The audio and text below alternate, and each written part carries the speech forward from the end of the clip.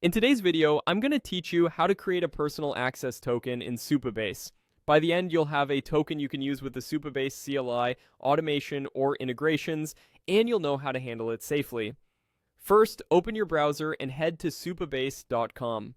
Sign into your account if you aren't already. Once you're in the dashboard, look toward the top right corner for your profile avatar. That's where your account menu lives.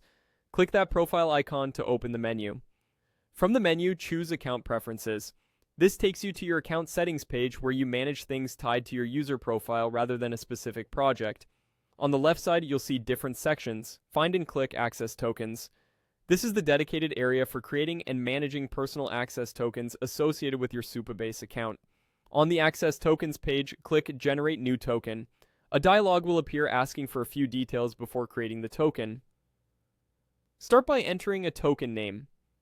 Use something descriptive so you'll remember what it's for later. Maybe the name of the tool, environment, or workflow that will use it. Clear names make cleanup and audits much easier down the line.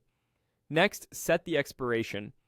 Choosing an expiration time is a security best practice. Shorter lifetimes reduce risk if a token is ever exposed.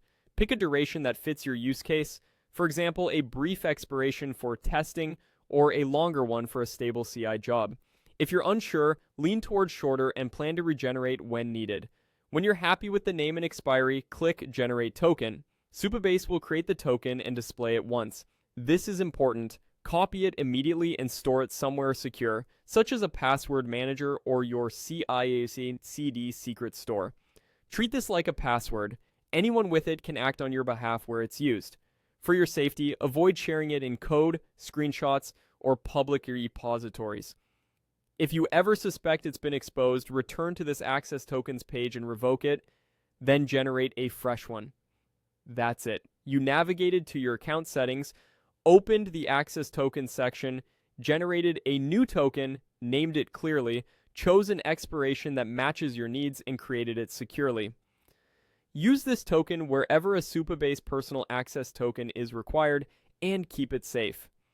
If you need more tokens for different tools or environments, repeat the same process so each use has its own easily revocable credential. Thanks for watching and happy building with Supabase.